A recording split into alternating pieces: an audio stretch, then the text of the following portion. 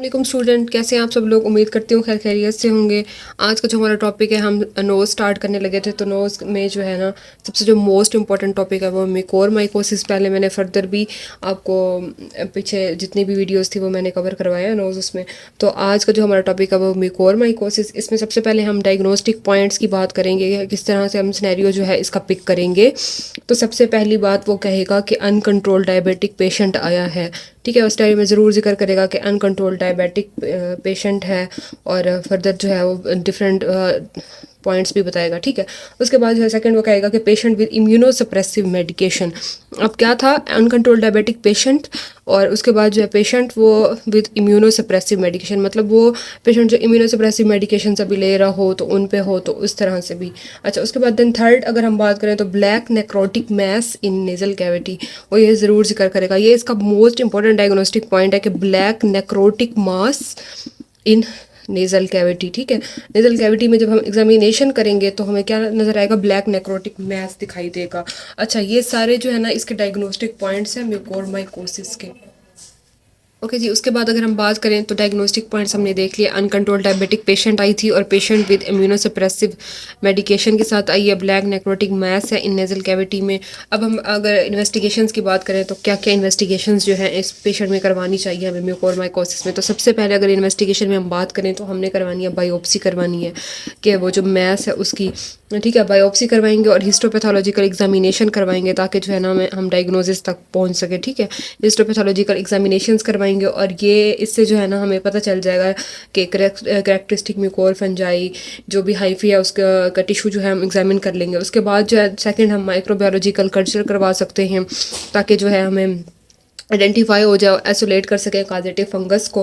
तो हम क्या करवाएंगे, माइक्रोबायोलॉजिकल कल्चर करवा लेंगे। ठीक है, उसके बाद जो है हम क्या करवाएंगे, सिटी स्कैन, रेडियोलॉजिकल एग्जामिनेशन करवाएंगे जिसमें सिटी स्कैन या एमआरआई ये भी बहुत हेल्पफुल होती हैं, और इससे जो है ना हम एक्सटेंट और इन्वॉल्वमेंट इन्फेक्शन की देख सकते हैं। तो क्या हमने बायोप्सी एंड हिस्टोपैथोलॉजिकल एग्जामिनेशन करवाया, देन हमने माइक्रोबायोलॉजिकल कल्चर करवाया, उसके बाद हमने क्या करवाया, सिटी एंड एमआरआई। अब जो है इन्वेस्टिगेशंस पूछेगा, वो ये पहले तो सिनेरियो बताएगा कि ये है ब्लैक नेक्रोटिक मास है, डायबिटिक पेशेंट आई है। उसके बाद तो कहेगा कि what are the investigations, right, it's investigation and then it's management. अब मैनेजमेंट में जो है ये दो चीज़ें आती है, पहली तो इन्वेस्टिगेशन एंड देन ट्रीटमेंट।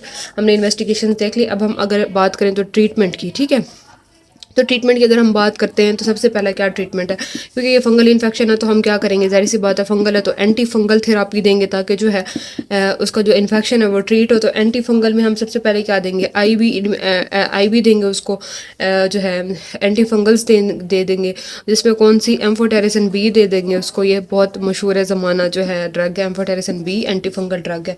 इससे जो है ना हम इन्फेक्शन को कंट्रोल कर लेंगे। उसके बाद जो है सेकेंड हम क्या करेंगे, सर्जिकल डीब्राइडमेंट करेंगे। जो है अगर जो नेक्रोटिक टिश्यू है तो वो जो है उसको हम रिमूव करवाएंगे इन्फेक्टेड एरियाज़ को, और ताकि जो फंगस है वो मज़ीद स्प्रेड ना हो सके। उसके बाद क्या करेंगे, हम डायबिटीज़ को कंट्रोल करवाएंगे, क्योंकि हमने कहा ना कि डायबिटिक पेशेंट आ रही है, तो हम क्या करवाएंगे, डायबिटीज़ को कंट्रोल करवाएंगे। तो डायबिटीज़ कंट्रोल करवाने के बाद दैन नेक्स्ट जो है हम फोर्थ पे क्या करवाएंगे, सपोर्टिव केयर देंगे उसको, कि जो है सपोर्टिव केयर में क्या क्या, अब पेन मैनेजमेंट करनी है। अगर उसको पेन हो रहा है तो हम उसको पेन ट्रीट करेंगे। अगर जो है वो डिहाइड्रेट हो रही है तो हम उसको फ्लूइड एंड इलेक्ट्रोलाइट बैलेंस देंगे ताकि जो है ये चीज़ें भी कंट्रोल में हों। उसके बाद जो है ना अगर हम फिफ्थ में बात करें तो रिकन्स्ट्रक्शन सर्जरी करते हैं। वो क्यों करते हैं, क्योंकि बहुत ज़्यादा जो एक्सटेंसिव टिश्यू है वो रिमूव हो चुका होता है, तो उसको जो है ना उस सूरत में जो है हम रिकन्स्ट्रक्शन सर्जरी करते हैं। दैन सिक्स पे अगर हम बात करें तो क्लोज मॉनिटरिंग एंड फॉलोअप करवाएंगे, कि पेशेंट की जो कंडीशन है उसको हम रेगुलरली मॉनिटर करते रहेंगे, और इसके अलावा हम ये भी देखेंगे कि रिस्पांस क्या आ रहा है ट्रीटमेंट का। तो ये सारे जो है ना हम म्यूकोरमाइकोसिस में करेंगे। आई होप सो कि आप सबको अंडरस्टैंड हो गया होगा। ये बहुत इंपॉर्टेंट SCQ है, और ये इस दफ़ा जो है 2023 के SCQs में आ भी चुका है UHS में।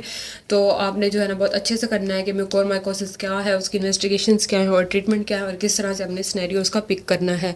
तो थैंक यू सो मच। बाकी जो है नेक्स्ट लेक्चर में हम इंशाल्लाह नेज़ल मियासिस करते हैं, फिर CSF राइनोरिया। मैं अब बहुत इंपॉर्टेंट क्वेश्चन जो आपको करवा रही हूँ, चैप्टर वाइज ही मैं लेके चल रही हूँ। आई होप सो कि आप सबके लिए बहुत अच्छे से अंडरस्टैंडिंग होगा। तो थैंक यू।